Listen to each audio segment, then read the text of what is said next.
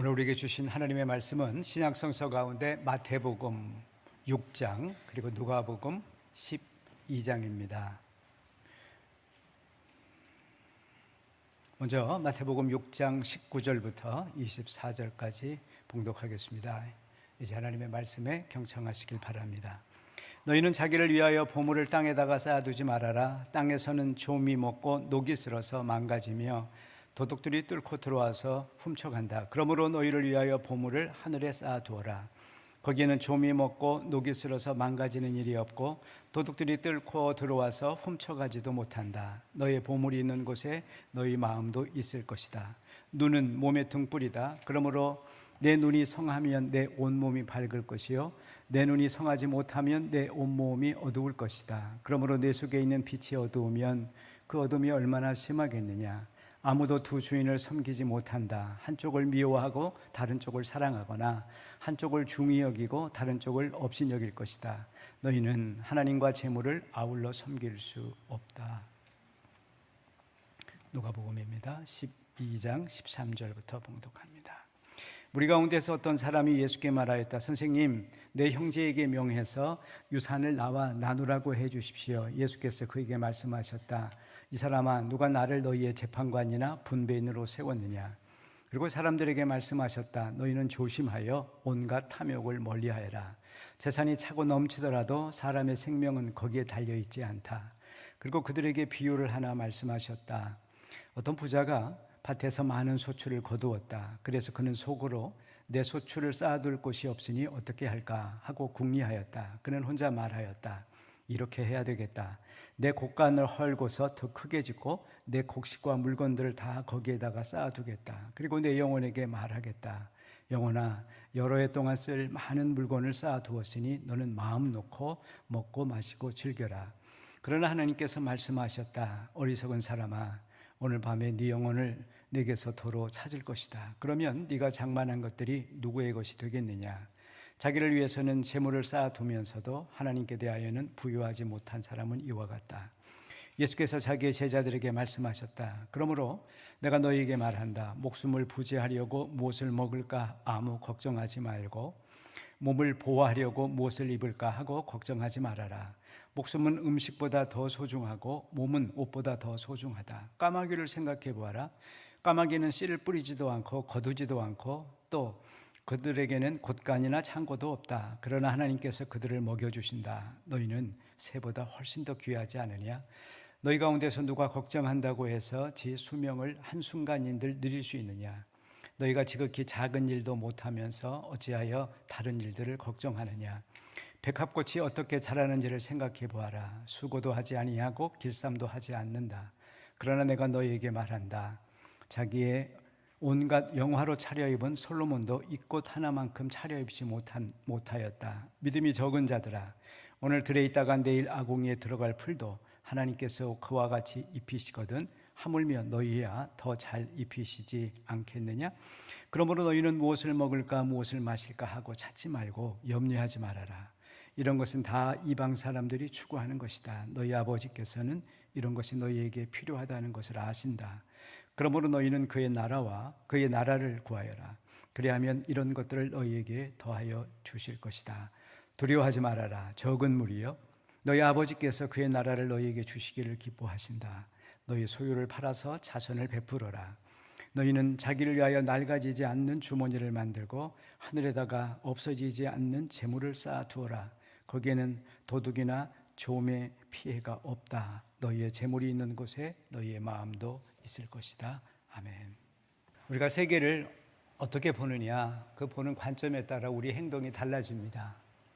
우리가 세계를 해석하는 방식에 따라 우리의 인생도 결정이 됩니다. 그리스도인이 된다고 하는 것, 하나님의 백성이 된다고 하는 것은 세상 사람들이 보는 것처럼 세상을 보지 않고 세상 사람들이 세상을 해석하는 것처럼 그렇게 해석하지 않고 그리스도께서 보시는 방식으로 세상을 보며 살아가는 것입니다. 로마서 12장 2절에서 그러므로 여러분은 이 시대의 사조를 본받지 말고 여러분의 마음을 새롭게 함으로 변화를 받아서 하나님의 선하시고 하나님의 기뻐하시고 하나님의 온전하신 뜻이 무엇인지를 분별하며 사십시오. 저는 지난 몇 달 동안 여러분과 함께 이 본문을 가지고 이 시대 사조, 이 시대 세계관, 가치관, 그것과 다른 그리스도인의 삶의 가치관이 무엇인가 하는 것을 함께 생각해 보았습니다.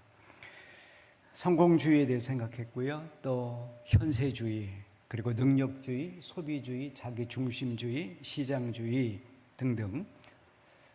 오늘은 그 세계관 설교를 이제 마지막으로 만모니즘을 주제로 설교를 하려고 합니다.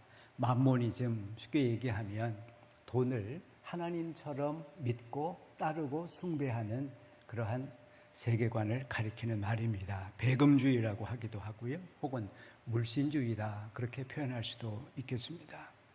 오늘 마태복음 본문을 보면 재물이라고 하는, 너희가 하나님과 재물을 겸하여 섬길 수 없다, 그렇게 하신 말씀 가운데 재물이라고 하는 단어가 나오는데요. 당시 예수님 시대의 아람어로 재물은 만몬이라고 그렇게 표현되어 있습니다. 당시에 사람들이 시장에서 거래할 때 사용하던 화폐 동전이었습니다. 그런데 예수님은 이 화폐가 단순히 그냥 거래 수단이 아니라 많은 사람들에게 삶의 의미가 되고 목적이 되는, 그래서 마치 하나님에게 맞설 만한 그런 또 다른 우상신과 같은 그런 존재로 만몬이라고 하는 동전을 인격화하고 신격화해서 표현을 했습니다. 그래서 마태복음 6장 24절에 보면 아무도 두 주인을 섬기지 못한다. 한쪽을 미워하고 다른 쪽을 사랑하거나 한쪽을 무겁게 여기고 다른 쪽을 업신 여겨야 한다. 너희는 하나님과 만몬을, 하나님과 재물을 겸하여 섬길 수 없다.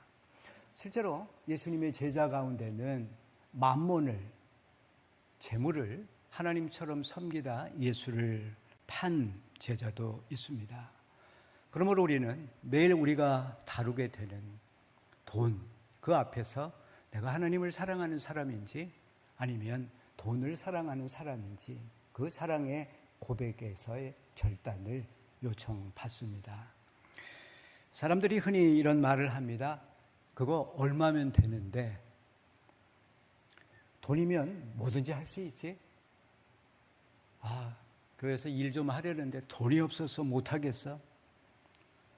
그렇게 말할 때 그 말 깊은 바닥에는 돈이 힘 있는 존재구나, 돈이 하나님처럼 강력한 존재구나 하는 것을 무의식적으로 표현하고 있습니다.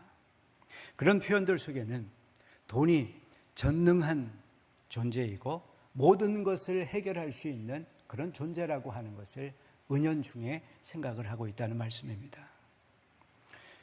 돈이 신적인 힘을 갖는 시대라고 하는 것을 우리 모두가 느끼며 살아갑니다. 이런 시대에 경제적인 손해와 이익, 그것은 우리가 매사를 판단하는 기준이 돼가고 있습니다. 이런 세상에 흔히 사람들은 간단하게 구분됩니다. 돈이 있는 사람, 돈 없는 사람. 또 어떤 분이 책을 써서 유명해졌죠. 부자 아빠, 가난한 아빠.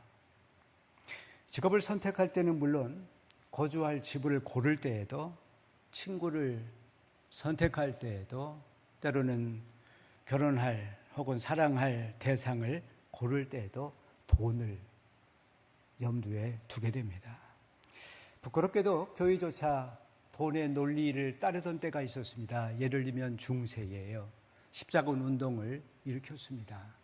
본래는 내세우기는 무슬림에 빼앗긴 예루살렘 성지를 탈환하자, 되찾자 그랬지만 십자군 운동을 일으킨 교황도, 거기에 참가한 수많은 귀족들도, 그리고 많은 그리스도인들도 다른 목적이 있었습니다. 이번에 한 몫을 줄 수 있겠다라고 하는 것이었습니다. 1970년대 전 세계에는 소위 적극적 사고방식, 번영의 신학, 그리고 축복의 신학이 퍼졌습니다. 미국으로부터 우리나라에까지 들어왔습니다. 번영의 신학, 축복의 신학, 적극적 사고방식, 긍정적 사고방식. 쉽게 얘기하면 그 모든 것의 공통적인 건 뭐냐면 가난하고 실패하는 것은 선택받지 못했기 때문이다. 성공하고 번영하는 삶이 하나님의 선택과 축복이다. 그 결과 예수님의 십자가는 무시됐습니다. 대신 영광의 신학이 등장을 했습니다. 자연스레 돈이 하나님의 버금가는 그러한 또 다른 신으로 하나님 옆에, 십자가 옆에 자리를 차지하게 되었습니다. 마모니즘, 물신 숭배, 이것이 왜 그렇게 무섭고 심각합니까? 그것은 부자만 아니라 가난한 사람, 우리 모두가 다 그 앞에서 쉽게 굴복하게 되고 또 싸워서 이기기가 어려운 존재이기 때문입니다. 가난을 경험한 사람들이 돈에 더 취약할 수 있습니다. 왜 그럴까요? 그들은 가난이 얼마나 무섭고 끔찍한 것인가를 경험해서 압니다.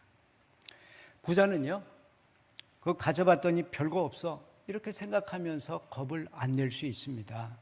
하지만 막연한 사람은 돈을 가지면, 부자가 되면 환상을 가질 수 있습니다. 부자들은 그까짓 것 뭐 어떻게 되겠지 가난하더라도 낙관합니다. 그러나 가난했던 사람은 트라우마가 있습니다. 그 가난 때문에 얼마나 억울했고 얼마나 고통을 받았는가. 그래서 가난이라고 하는 물음 앞에 자기도 모르게 그 트라우마 앞에서 옴짝달싹을 못하게 됩니다. 물론 마모니즘은 부자들에게 더 큰 유혹입니다. 왜냐하면 그들은 돈의 유혹을 경험했기 때문입니다. 돈의 매력을 체험했기 때문입니다. 돈의 힘이 얼마나 큰지, 돈이 얼마나 매력적인지, 돈을 쓰는 재미가 얼마나 쏠쏠한지, 자신이 갖고 있는 돈 앞에 권력자도, 명예를 탐하는 자도, 심지어 사랑까지도 무릎 꿇는 것을 볼 때 그들은 생각합니다. 아, 돈이 최고로구나. 그래서 그들은 한번 맛본 돈 맛에서 평생을 벗어나기가 어렵게 됩니다. 오늘 함께 읽은 누가복음 12장 본문을 보면 하나님이 아니라 맘몬을 따르는 한 인물이 등장을 합니다. 예수님께서는 이 비유를 통해서 우리가 하나님이 아닌 맘몬을 따르게 될 때 어떤 삶을 살게 될지 몇 가지를 얘기하십니다. 첫째로 끝없이 욕망하는 삶, 그래서 만족이 없는 삶, 끝없이 아우성치는 가난한 삶을 살게 만듭니다. 풍년이 들었습니다. 부자는 그 많은 곡식과 물건을 보관하기 위해서 고민이 생겼습니다. 이 많은 것이 갑자기 이렇게 들어왔는데 이걸 어떻게 해결할까? 그래서 그동안 넉넉한 곳간이 있었지만 그것들만으로 안 돼서 다 헐어버리고 더 많은, 더 큰 곳간을 만들게 됩니다. 이미 평생을 먹고 사는데 조금 더 어려움이 없을 만큼 넉넉하지만 그것만으로 만족을 못했습니다. 더 크게, 더 높이 쌓아두기 시작합니다. 그렇습니다. 맘몬은 만족을 모르는 신입니다. 우리에게 만족을 모르게 만드는 신입니다. 가질수록 더 큰 욕망을 가지게 만드는 중독성이 강한 신입니다. 그렇지 않습니까? 하나를 가진 사람은 하나를 더 갖고 싶습니다.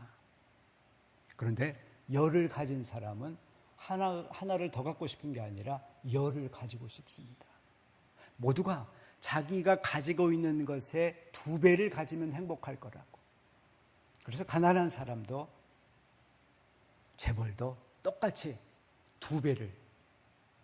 그러니까 부자들은 더 많은 것을 욕망할 수밖에 없습니다. 여러분이 잘 아시는 러시아의 문호 톨스토이 그 단편 소설집에 보면 사람은 얼마만큼의 땅이 필요한가라고 하는, 여러분 우리에게는 얼마만큼의 땅이 필요할까요? 몇 평 정도의 집이 필요할까요? 그 단편 소설을 읽으신 분은 아실 겁니다. 그는 점점 더 많은 땅을 차지하기 위해서 쉬지 않고 달렸습니다. 그리고 마침내 해가 질 때 약속한 장소로 돌아오게 되는데 탈진해서 쓰러졌습니다. 그리고 숨도 멎었습니다. 소설은 이렇게 되어 있습니다. 그에게 필요한 것은 자기 몸을 매장할 만한 크기의 무덤이었다라고 말입니다.